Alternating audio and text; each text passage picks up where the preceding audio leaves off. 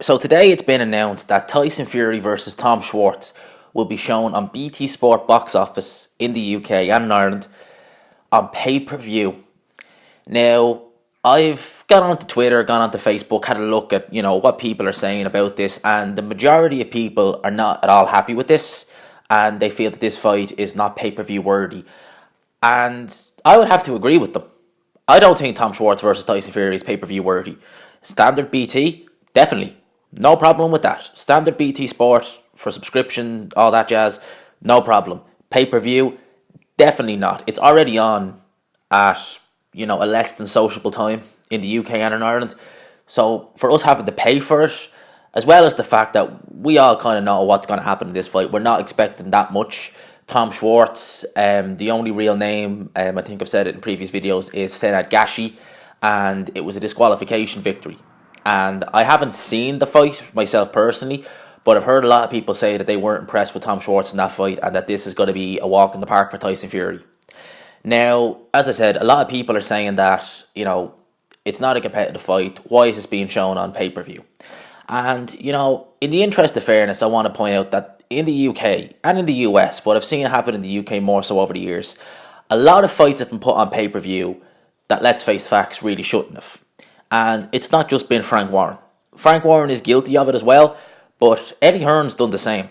I mean, if you look back through the years, Eddie Hearn has put fights like Tony Bellew versus Nathan Cleverly on pay-per-view.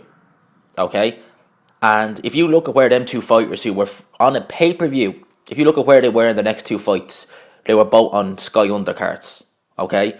And that card wasn't the greatest. In retrospect, looking back, there was some decent names on it, but at the time, it wasn't a great card. It should have been pay-per-view. Anthony Joshua versus Eric Molina. I know AJ is a massive, massive, massive name, but even still, against Eric Molina, that's not a pay-per-view. We all knew what was going to happen in that fight. Everybody knew what was going to happen. And as well as that, who remembers Kell Brook versus Frankie Gavin? These are fights that were put on pay-per-view by Eddie Hearn.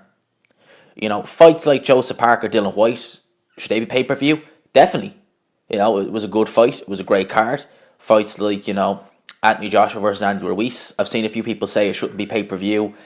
It is what it is. It's a more competitive fight than Anthony Joshua versus Eric Molina. I'll put it like that. So these kind of things always happen. You'll always see fights like this getting put on pay-per-view when they really, in retrospect, shouldn't be. I mean, look at Chris Eubank Jr. versus Reynold Quinlan and Arthur Abraham to an extent. They pay-per-view worthy. I know they weren't that dear. I think the Reynold Quinlan Chris Eubank Jr. fight was only something like £10, which is really reasonably quite cheap. And to be fair, we had a decent undercard. We had David Price versus Christian Hammer. That was a good fight. But should that be pay-per-view? No. So Frank Warren's not the first promoter, and I'm sure he won't be the last who's putting on fights on pay-per-view that shouldn't be put on pay-per-view. I think that Frank Warren, the fact Tyson Fury, his name and his stock has risen so much since his fight with Deontay Wilder, he's trying to milk Tyson Fury's name for all it's worth. So Tyson Fury's fans will buy this fight, and I'm sure I genuinely do think some casual fans will buy this fight too. Will I myself buy it? No. I'll watch it, but I won't buy it. And I'm kind of hoping that Air Sport, which is kind of the Irish version of BT Sport, a lot of times they show some of the pay-per-views free. Like, for example, we got Canelo versus Triple G, the second fight, free here in Ireland on Air Sport. So I'm kind of hoping they have it. If they don't, I may look at some streams, but I won't be paying for this fight. There's very few fights that I pay for. I paid for Deontay Wilder versus Tyson Fury. I've paid for pretty much all of Anthony Joshua's fights ever since he fought. The only one I didn't pay for was Eric Molina, to be fair, but I pretty much paid for all them. And I did pay for Eubank Jr. versus DeGale and Eubank Jr. versus Groves. But I'm very selective which fights I pay for. And this one, won't be paying for. I'll be definitely streaming it.